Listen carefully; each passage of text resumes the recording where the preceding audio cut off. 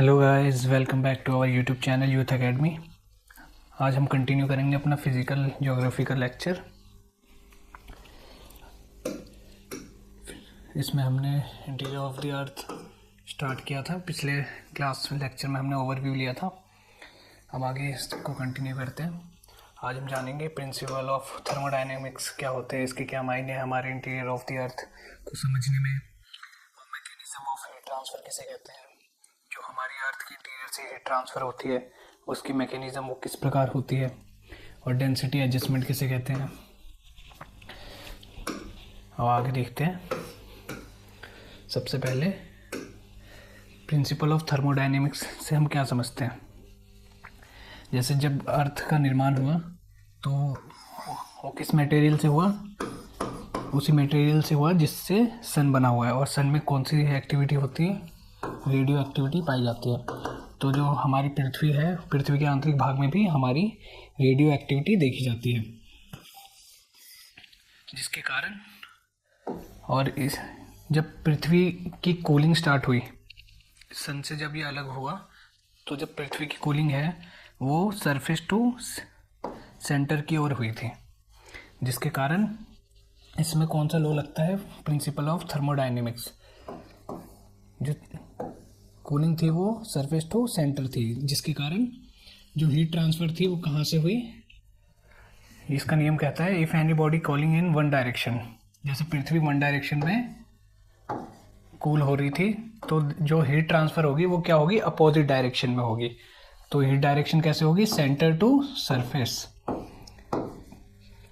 पृथ्वी के केंद्र से सतह की ओर ट्रांसफ़र होगी। यही समझाया गया है यहाँ पे, अपोजिट डायरेक्शन में। तो हीट ट्रांसफ़र कहाँ से होगी, सेंटर टू सरफेस, क्योंकि जो कूलिंग थी वो एक यूनिफॉर्म वे में, वह एक ही दिशा में हो रही थी, इसके कारण। और इसमें जियोथर्मल देखते हैं। जियो means Prithvi and thermal means heat. जो पृथ्वी के आंतरिक भाग से, अंदर से जो हीट उत्पन्न होती है पृथ्वी की सतह तक, उसी को हम क्या कहते हैं, जियोथर्मल। जो हीट कहाँ से आती है, इंटीरियर भाग से आती है पृथ्वी के सेंटर टू सरफेस, उसी को हम जियोथर्मल का नाम देते हैं। अब एंडोजेनिक देखते हैं। एंडोजेनिक हमने पिछली क्लास लेक्चर में भी समझा था, इसको आज आगे फर्दर कंटिन्यू करेंगे। Heat transfer of heat from centre to the surface, ये तो हमने जाना, ये जियोथर्मल होता है। जो हीट आती है केंद्र से सरफेस की ओर, उसी को। अब the source of heat is radioactivity DK.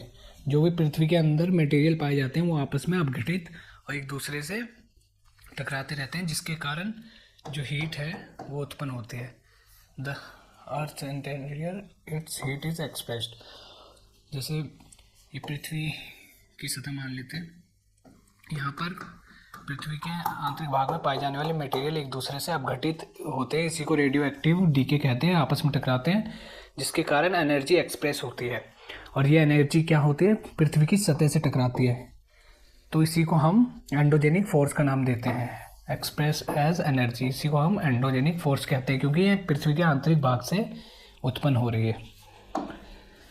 अब इसके आगे देखते हैं हम कि हाउ कैन वी, हम हीट को ट्रांसफ़र कैसे कर सकते हैं, इसको आगे समझते हैं।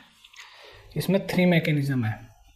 जो हमारे पृथ्वी के आंतरिक भाग से जो भी ऊष्मा आ रही है, ऊर्जा आ रही है, वो पृथ्वी पे किस प्रकार आ रही है, कौन से उसमें लॉज लगते हैं, क्या नियम लगते हैं, ये देखते हैं किस प्रोसेस से। तो इसमें पहला रेडिएशन है। रेडिएशन आमतौर पर किस में होता है, जब कोई सतह ट्रांसपेरेंट हो, जिसके आर पार देखा जा सके।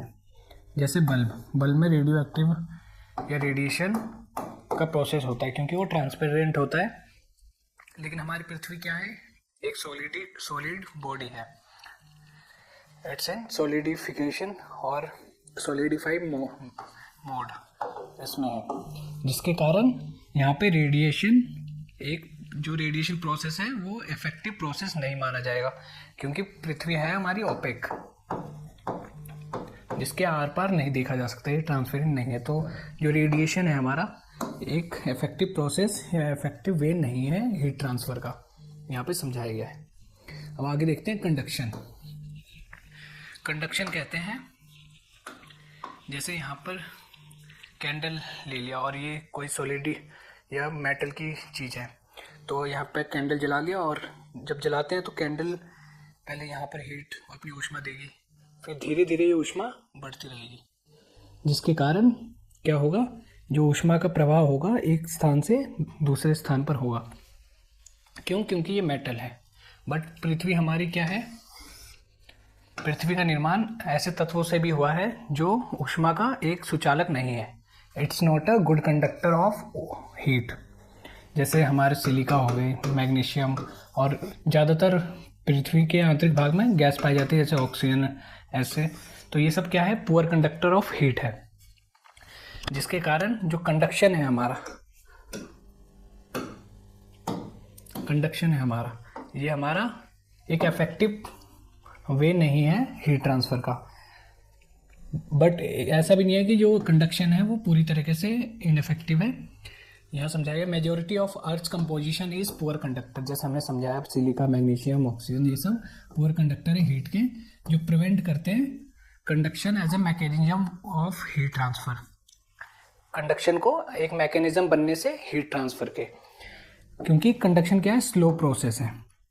कंडक्शन इज क्यों, बट यहाँ पे एक और चीज़ दी गई है, कंडक्शन इज देयर, क्योंकि वो पुअर कंडक्टर है, ये नहीं कि कंडक्टर ही नहीं है। तो ये स्लो है बट इफेक्टिव नहीं है, but not effective on all region. क्योंकि जो पृथ्वी की सतह है वहाँ पे, जैसे किसी सिलिका का एग्जांपल ले लेते हैं, जैसे इसका एग्जांपल के तौर पे मेल्टिंग पॉइंट 200 डिग्री है, बट ये पृथ्वी के आंतरिक भाग में ऐसी स्थिति में आता है जहाँ पर टेम्परेचर 100 डिग्री है। तो क्या वहाँ पर पिघलेगा ये सिलिका? नहीं, क्योंकि इसका मेल्टिंग पॉइंट क्या है, 200। जब ये 200 डिग्री से ऊपर के तापमान से प्रवाह या फिर उससे टकराएगा या फिर उसके कांटेक्ट में आएगा, तभी ये क्या होगा, लिक्विड फॉर्म में आएगा। तो यही बताया गया है कि जो भी चीज़ पाई जाती है, मटेरियल या एलिमेंट पाए जाते हैं, वो पृथ्वी के आंतरिक भाग में उस रीजन में नहीं पाए जाते जहाँ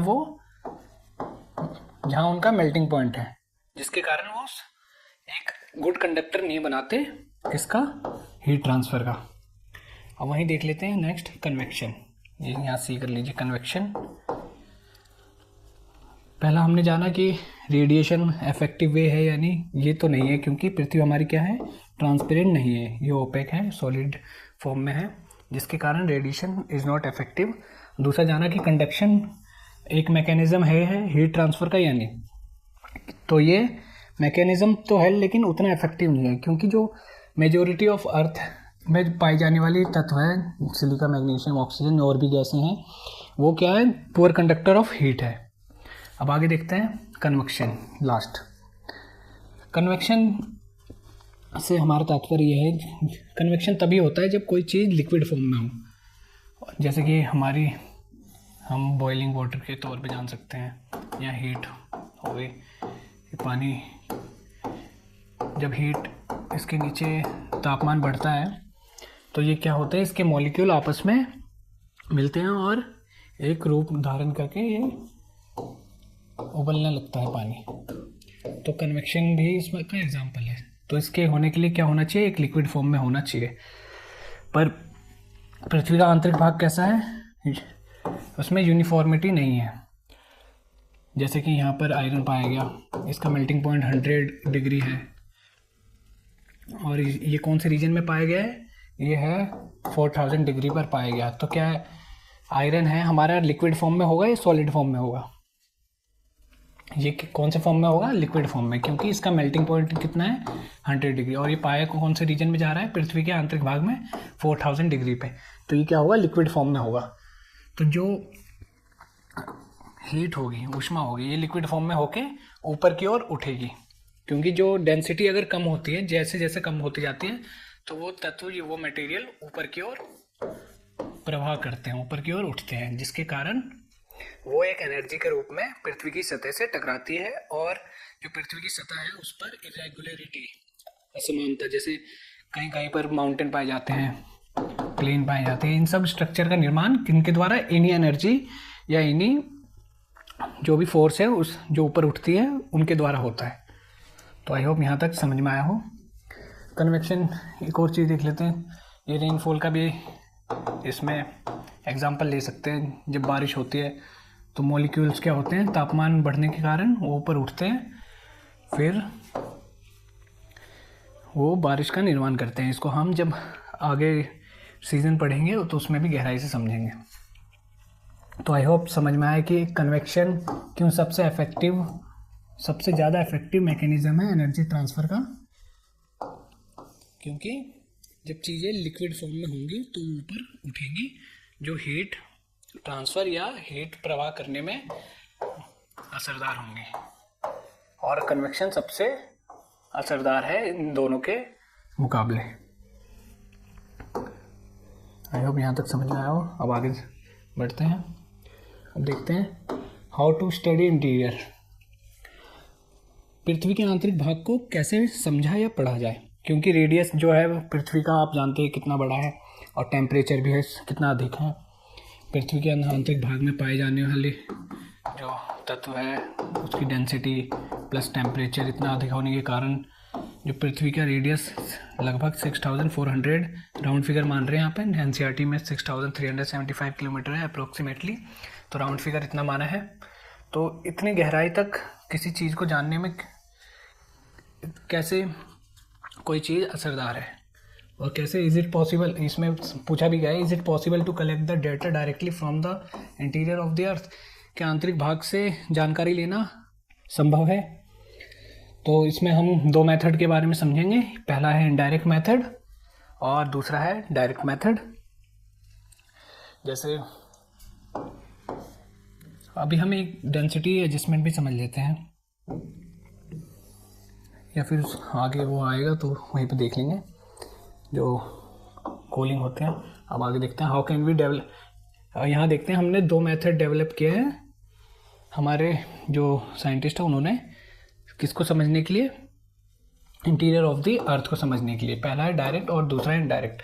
डायरेक्ट मेथड में वही सब चीज़ें आ जाती हैं जो पहले यहाँ देखते हैं, टेम्परेचर और density increases with the depth. यहीं पर समझाया गया है जो टेम्परेचर है और डेंसिटी है वो अर्थ के जैसे जैसे हम आंतरिक भाग तक जाते रहते हैं वो क्या होती है, इंक्रीज होती रहती है, बढ़ती रहती है। थर्मल डिफरेंशिएशन और डेंसिटी डिफरेंशिएशन भी कहते हैं इसी को ही, क्योंकि जो पृथ्वी के आंतरिक भाग तक क्या बढ़ती है, डेंसिटी और टेम्परेचर बढ़ता रहता है। इसी को थर्मल डिफरेंशिएशन और डेंसिटी डिफरेंशिएशन का नाम भी दिया गया है। Every depth of earth interior has a different density.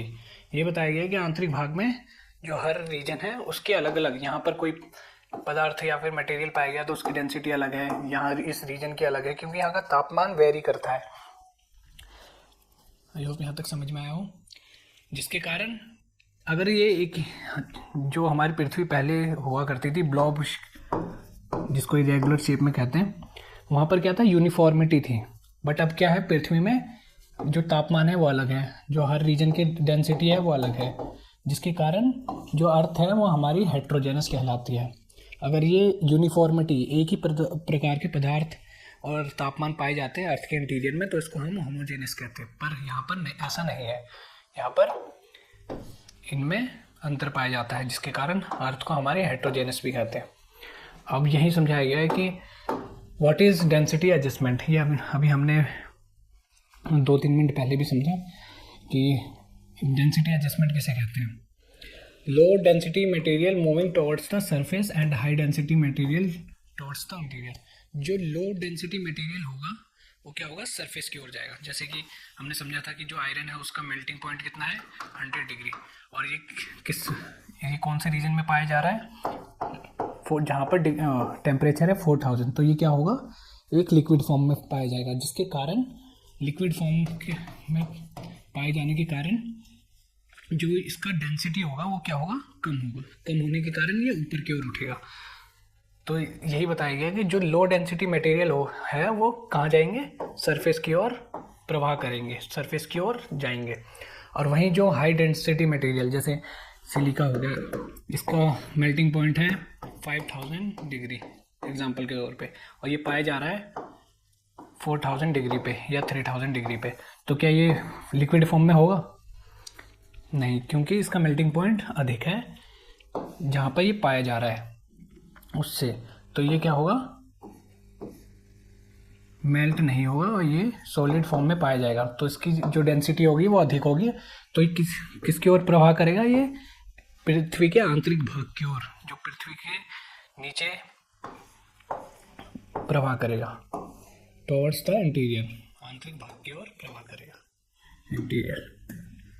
अब आगे देखते हैं, थर्मल कंडक्टिव करंट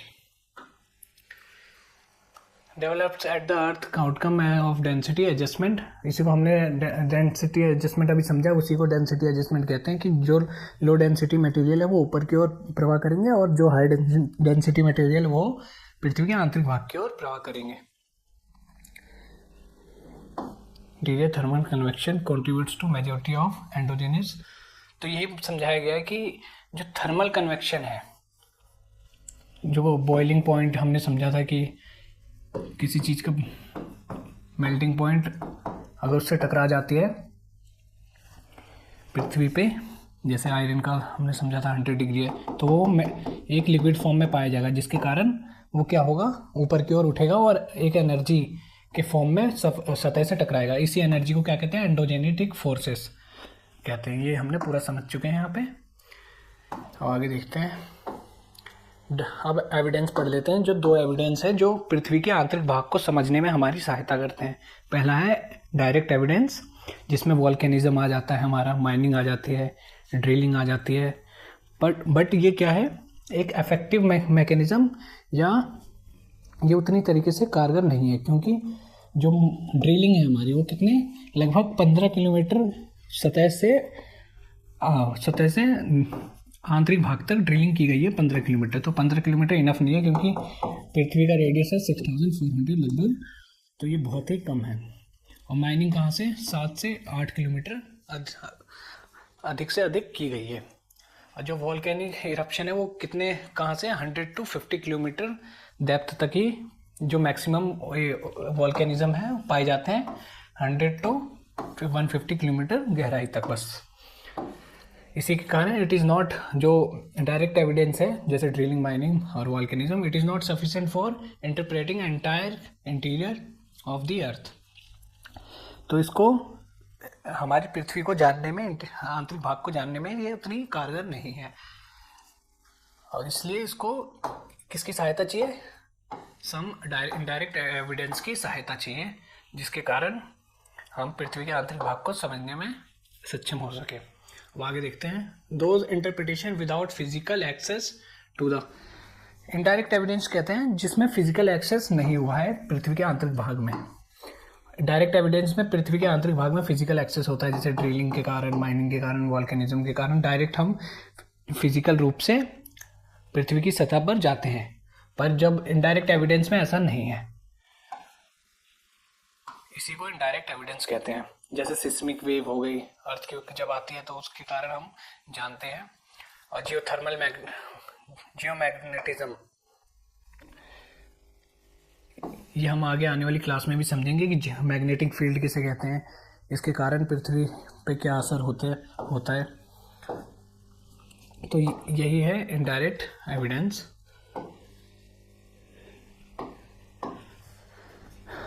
क्योंकि जब वॉल्केनो या फिर एक मिट्योर भी होता है, क्योंकि मिट्योर भी क्या है, पृथ्वी जिससे बनी है, मिट्योर भी उन्हीं तत्वों से बना होता है, तो ये भी हमारे इनडायरेक्ट एविडेंस में आ जाता है। अब आगे देखते हैं, दे आर सर्टन, हम सिस्मिक वेव को आगे और गहराई से समझेंगे जब अर्थक्वेक का चैप्टर स्टार्ट करेंगे, और जियोमैग्नेटिज्म का तो अलग ही चैप्टर है एक पूरा, तो उसमें देखेंगे कि कैसे ये हेल्प करती है हमारी। तो अब देखते हैं कि पृथ्वी के आंतरिक भाग को जानने में कैसे कौन कौन से प्रोजेक्ट ने हमारी सहायता की है। पहला है different countries to collect the data to known about the, अन्य प्रकार की कंट्री है, देश हैं, जिन्होंने पृथ्वी पर एक रिसर्च के तौर पर ड्रिलिंग या गहराई में जानने, मतलब जो पृथ्वी का आंतरिक भाग है उसको जानने के लिए ढेर सारे प्रोजेक्ट स्टार्ट किए हैं, जैसे कि Kola super deep borehole project, ये सबसे क्या है, जो पृथ्वी की सतह है, कॉन्टिनेंटल लैंडफॉर्म कह देते हैं, लैंडफॉर्म है। कॉन्टिनेंटल जो पृथ्वी की क्रस्ट है उसमें स्टार्ट किया गया है। जो पृथ्वी का ठोस भाग है उसमें ये वाला, ये पॉइंट याद रखने की आवश्यकता है। कौन सा? Kola deep super deep borehole project. जो पृथ्वी का क्रस्ट है उसमें ड्रिलिंग प्रोजेक्ट है, उसमें एक ड्रिल का काम किया जा रहा है, जो कितने कम, लगभग ये 15 किलोमीटर तक है, 15 किलोमीटर तक। और ये रशिया के नॉर्थ वेस्ट पार्ट में हुआ है, ये रशिया के द्वारा करवाया जा रहा है। ये क्या है? कॉन्टिनेंटल ड्रिलिंग प्रोजेक्ट है, जो ठोस पृथ्वी के क्रस्ट है उसमें स्टार्ट किया जा रहा है। और दूसरा क्या है? Pacific super deep project. ये क्या है? डीपेस्ट ओशन बीच प्रोजेक्ट। ये क्या है? कॉन्टिनेंट है और वहीं ये है ओशन का क्रस्ट। जो ओशन का क्रस्ट है और कॉन्टिनेंट का क्रस्ट है वो अलग अलग है। ये ओशन है और ओशन की जो क्रस्ट है वो यहाँ पाया जाएगा, और जो कॉन्टिनेंट का क्रस्ट है वो यहाँ पाया जाएगा। तो जो सुपर डीप प्रोजेक्ट है वो कॉन्टिनेंट के क्रस्ट पे एक प्रोजेक्ट है, और जो ये पैसिफिक सुपर डीप प्रोजेक्ट है जापान के द्वारा, वो क्या है? ओशन के क्रस्ट पे ड्रिल का प्रोजेक्ट है। ड्रिल की व्यवस्था की गई है जहाँ से हम पृथ्वी के आंतरिक भाग को समझ सकें। ये लगभग 12 किलोमीटर तक अभी तक वहाँ पर ड्रिल हुआ है। अब आगे देखते हैं। आई होप ये दो मेन है, क्योंकि ये कौन से हैं? ये लैंड फॉर्म पे है, पृथ्वी की जो लिथोस्फेयर है उस पर ड्रिलिंग प्रोजेक्ट है।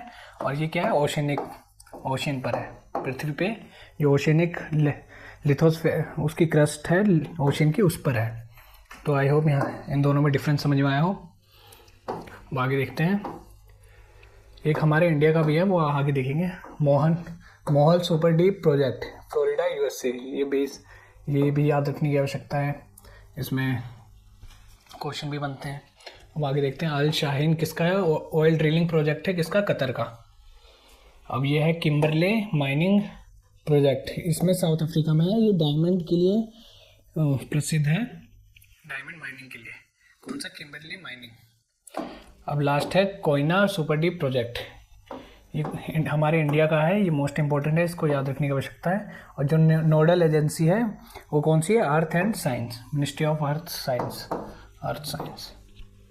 आई होप यहाँ तक समझ में आया हूँ कि जो प्रोजेक्ट बनाए गए हैं पृथ्वी के आंतरिक भाग को जानने के लिए, वो कौन कौन से हैं। एक तो कोयना सुपर डीप प्रोजेक्ट है महाराष्ट्र का, ये इम्पोर्टेंट है। और फर्स्ट, ये दो इम्पोर्टेंट है क्योंकि ये लिथोस्फेयर पे बनाया गया है और ये ओशनिक क्रस्ट पे बनाया गया है।